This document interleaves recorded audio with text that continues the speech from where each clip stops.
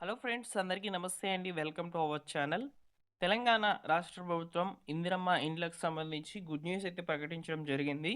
ఇందిరమ్మ ఇండ్లు రెండో విడతకు సంబంధించి వీరికి మాత్రమే అవకాశం అయితే ఇస్తామని చెప్పి సమాచారం కూడా అందించడం జరిగింది. మంజూరు పత్రాలు కూడా సిద్ధం చేసినట్లు సమాచారము.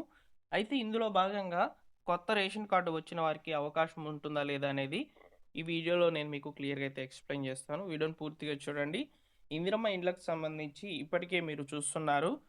మొదటి విడతలో ఎవరికైతే ఇల్లు శాంక్షన్ అయ్యాయో వాటి యొక్క పనులనేటివి ఊపందుకొని ఉన్నాయన్నమాట. సో, రాబోయే రోజుల్లో ఇందిరమ్మ ఇండ్లకు సంబంధించి వచ్చేటువంటి అప్డేట్స్ గురించి మీకు వివరంగా తెలియజేస్తూ ఉంటాను. సబ్స్క్రైబ్ చేసుకొని బెల్ సింబల్‌ని ఆల్ నోటిఫికేషన్‌తో ఆన్‌లో పెట్టుకోండి. ఇక లేట్ చేయకుండా డైరెక్ట్‌గా టాపిక్‌లోకి గనుక వచ్చినట్లయితే ఇందిరమ్మ ఇండ్లకు సంబంధించి మొదటి విడతలో ఎవరైతే ఇందిరమ్మ ఇండ్లు శాంక్షన్ అయినటువంటి వాళ్ళు ఎల్1 లిస్ట్‌లో ఉన్నటువంటి వాళ్ళకి అవకాశం అయితే ఇవ్వడం జరిగిందనమాట. ఇప్పుడు తాజాగా వచ్చిన సమాచారం ప్రకారము ఇందిరమ్మ ఇండ్లు రెండో విడత అనేది ఎవరికిస్తారంటే, ఎవరైతే ఇందిరమ్మ ఇండ్లు మొదటి విడతలో ఎల్1 కేటగిరీలో ఉండి రేషన్ కార్డ్ ఇష్యూ అనేది ఉన్నటువంటి వాళ్ళు ఉన్నారో, సో వారికి సంబంధించి మాత్రము ఇప్పుడు తాజాగా ఇందిరమ్మ ఇండ్లకు సంబంధించి రెండో విడతలో ఎక్కువ అవకాశము ఎల్1 కేటగిరీకి సంబంధించిన వాళ్ళకే ఇస్తుందని చెప్పి అధికారుల సమాచారము. ఎందుకు అలాగా అంటే, ఇప్పుడు తాజాగా కొత్త రేషన్ కార్డులనేటివి ప్రతి ఒక్కరికి కూడా శాంక్షన్ కావడం జరిగింది. రీసెంట్ టైమ్‌లో చూసుకున్నట్లయితే.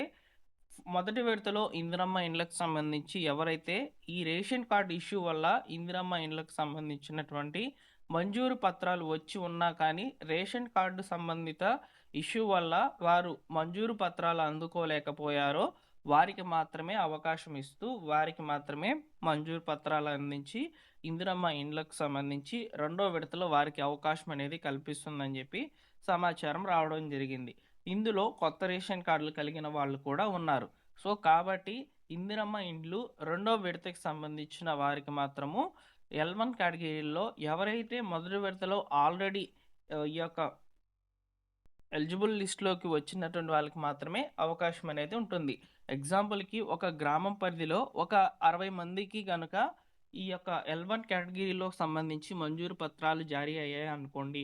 అందులో 30 మందికి మాత్రము రేషన్ కార్డ్ రిలేటెడ్ ఇష్యూ గనక ఉండి, వారికి మంజూరు పత్రాలు అందించలేకపోయినట్లయితే, అలాంటి వాళ్ళకి ఇప్పుడు రేషన్ కార్డులనేటివి వచ్చి ఉన్నవి కాబట్టి, వారికి ఈ యొక్క ఇందిరమ్మ ఇండ్లు రెండో విడతకు సంబంధించి ఎల్1 కేటగిరీలో ఈ యొక్క మంజూరు పత్రాలు అందించే పరిస్థితి అయితే ఉంటుందని చెప్పి అధికారులైతే చెప్తున్నారు.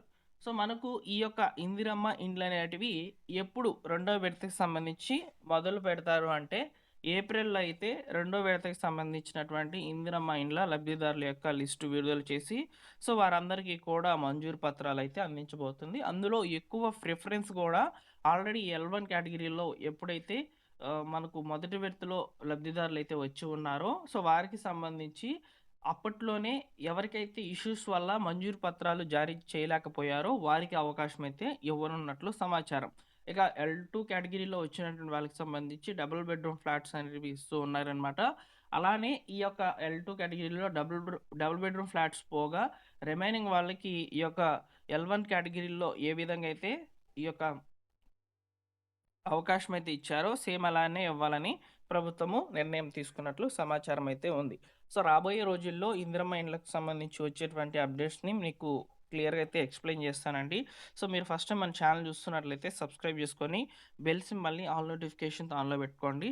ప్రభుత్వ పథకాలకి సంబంధించిన అప్డేట్స్‌తో పాటు వాతావరణ పరిస్థితులకు సంబంధించిన అప్డేట్స్ మన ఛానల్‌లో పోస్ట్ చేయబడతాయి. Thank you for watching.